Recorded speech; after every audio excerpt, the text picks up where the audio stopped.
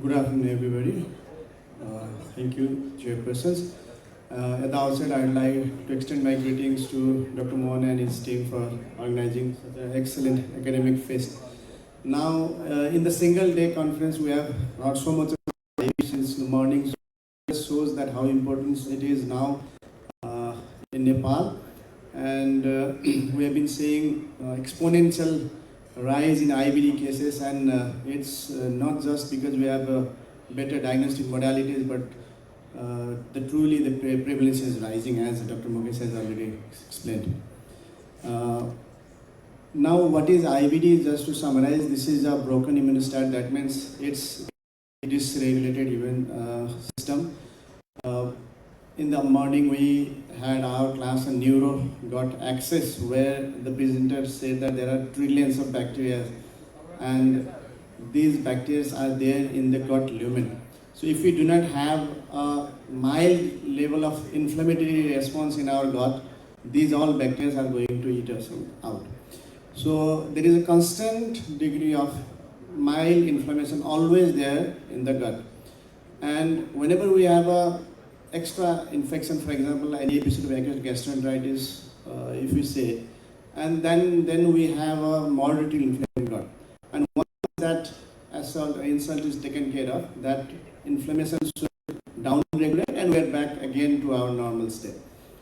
But due to some reason, some genetic factors or something, if that down-regulation does not happen, if there is failure to down-regulate, then that there will be a situation of constant overwhelming inflammation leading to the tissue destructions, and phenotypically what we get ulcers, strictures, penetration fistula, and in the form of the manifestation. So basically it all boils down to inflammation and getting the control of that inflammation. So we need medicines to control our inflammation. So what is the holy grail of the treatment of IBD? What medicine should be there? So medicine should be one which should work in both the phenotypes, that is UC as well in Crohn's. Second, we need to have a rapid action, that is it should work during emergency period, flare also. Patient should have a good compliance, they should be able to take it well, and it should not also burn hole in the pocket, so it should be financially also viable. So talking about the different therapeutic armamentarium in IBD, we have seen the discovery of steroid, corticosteroids, which have helped us out, because this helped us to get control of the inflammation. However, we understand that corticosteroid is like something like carpet bombing, so it is not a precision treatment, so it can cause a lot of other side effects. So in 1950s, and so the azathioprine was introduced, which was actually introduced as a steroid-sparing regimen. But we are all painfully aware how slow it acts. We have to wait almost 2 to 3 months before it has its final effect. And then in 1990s and 2000, we have seen a lot of biologicals, and we have been using quite a few of them also. But then these have its own caveats, and then recently in the last 5 years or so, we have seen the rise of small presentation. So though I've said that the steroids and azathioprine, they have their side effects and then onset of action is compromised, then they have been very good friend of ours, because in this, especially in resource limited setting like Nepal, we have to depend upon them. But then, as I've already mentioned, azathioprine, it takes 12 to 17 weeks till its full efficacy. It's not good for induction because it takes time, and there are safety concerns also. So people are looking for the drugs that can work well in the molecular level. So there are few targets that they have identified. As we have seen there here, initially there is an entry of pathogens which will lead to the TNF alpha activations, and then this TNF alpha will then again activate the integrins, so-called proteins, which will help the leukocytes to go into the sites of inflammation. And then we have activated macrophages, which eventually produces various cytokines and causes the inflammation. That inflammation will take care of the various triggering event.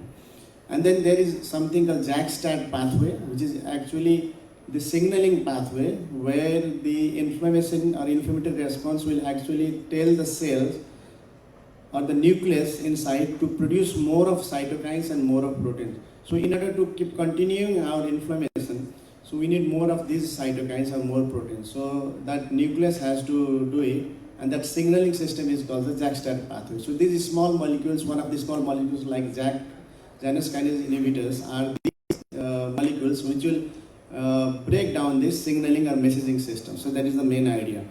So to summarize the therapeutic target here, we have various biological agents like anti-TNF, like infliximab, adalimumab we have been using its ability, anti-IL-23, and then small molecules we have two, that is one is JAK inhibitors and S1P modulators.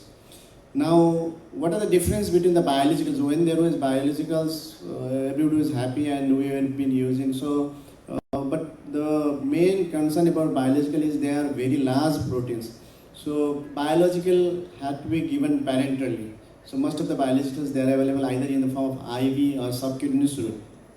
So, then because of that, we have to depend on the cold chain maintenance, because from the factory itself it has to be the logistic supply issue is there. On the other hand, if we talk about the small molecules like JAK inhibitors, they are very small proteins, so they can be synthesized in the form of tablets, they can be taken orally, and they actually cross the cell barrier. They can actually cross the cell membrane and disrupt the signaling system so that the inflammation is controlled. So this is what I was talking about. And another thing about the biological is that since it is a large molecule floating around in the blood, so eventually body will identify them as some foreign particles. So the body will start producing antibodies against this biological. That was another concern with the biologicals. So what people have seen is that in the first year when the biologicals were introduced, people were happy. At least okay, 60% were responding, though 40% were primary non-respondent.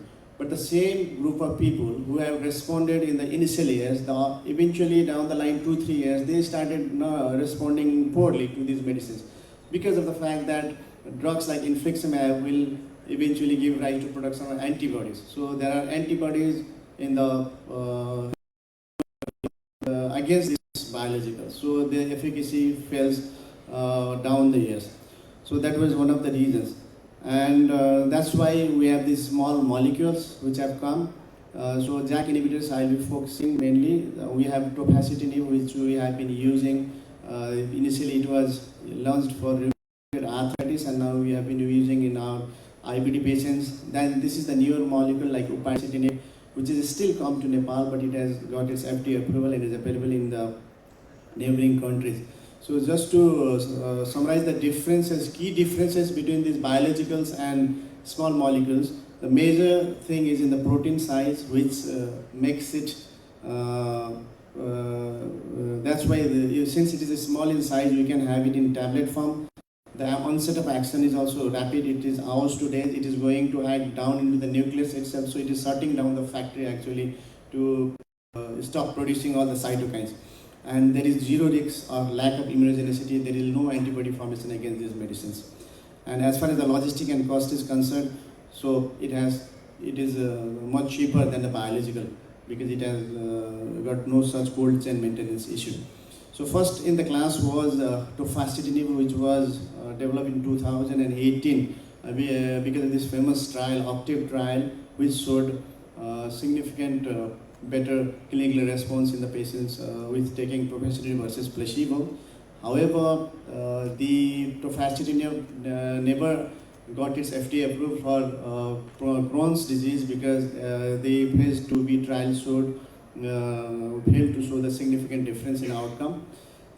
The third thing I mentioned was that whether it can be actually used in acute flare or acute severe ulcerative colitis, because when it lands up in acute severe ulcerative colitis, day one I know what to, because I can give steroid to them. But if day 3 by Oxford criteria, if somebody fails, then I have very little options left, because infliximab is not available in Nepal.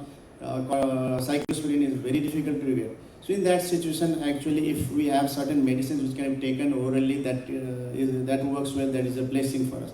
So tofacitinib actually did well in that case, and in various trials it has shown good response. So this is one of the latest trial, TECOS trial, done in India itself, and they have shown a very good response even in acute severe ulcerative colitis. But people have been doing research whether they can have a better molecule or not. So finally, the new molecule which they have found is the upadacitinib. So this is a selective JAK1 inhibitor. The tofacitinib, which I was talking about, was the pan-JAK inhibitor. That means there are three JAK enzymes: JAK1, JAK2, and JAK3. So this is the selective JAK1 inhibitor, and it got its validation for ulcerative colitis by these two famous trials, Achieve and Accomplish trials, and it also showed its good response in maintenance also. So what about the Crohn's disease, which tofacitinib had failed to show the response? So here it bridges this barrier, and so again in these two trials it showed that it works well in Crohn's disease. So it got its approval, FDA approval for Crohn's also. So we have now it got its approval for ulcerative colitis and Crohn's as well. So but what about the flares and ASA? So again it passed its ultimate stress test. So again upadacitinib in management of acute severe ulcerative colitis. In fact, in one of the trials where there was head-to-head comparison between upadacitinib versus tofacitinib, upadacitinib did actually much better. So this is one drug which can work in ulcerative colitis, which works in Crohn's disease, and which can be also be utilized in the acute flares. So more or less, I think this is the one drug which is yet to come in our country, but this has done well. And another thing is regarding the global impact and access equation, we can easily get these drugs because there is a less of logistic issue in this case. But this is not without side effects. So let me talk about some of the few side effects. So the upper one, shown in the blue, where the manageable side effects like lymphopenia, hepatic transaminases, typical evasions, and herpes zoster infections. But however, that there are some dreaded or dreadful side effects like major adverse cardiovascular events and venous thromboembolism, especially taking these JAK inhibitors. So especially if a patient is more than 50 years and who possesses some risk factors like hypertension, smoking, and diabetes, maybe we should try to avoid these medicines, and still in these patients we can use others like biologicals. So I think over the period of 20 to 30 years, what we have seen is that we have redefined our targets in the inflammatory bowel disease from just the symptom control. That means we wanted our patient to just to have no blood in diarrhea or no pain in the abdomen. Now we are looking for endoscopic revision, to have lesion-free colonoscopic examinations. And not just that, now we want to take a biopsy and make sure that there is no underlying inflammation. So moving from the broad immunosuppressant era, where we were using corticosteroid and azathioprine, to the biological era, that is in 19 and 2000s, we have now come to the era of small molecules. So, ladies and gentlemen, to conclude this, therapeutic landscape IBD is undergoing a significant transformation, and we are no longer limited by steroid ceiling effect, and the logistic hurdles of the biologicals are also no longer issue for us. And by targeting these intracellular pathways, small molecules offer us a newer paradigm for our treatment, and we can offer this care to our patients, and we can individualize our patients at the present moment. So though it is not available at present, we hope that it becomes available in the next 6 months or so, so that our patients can be benefited.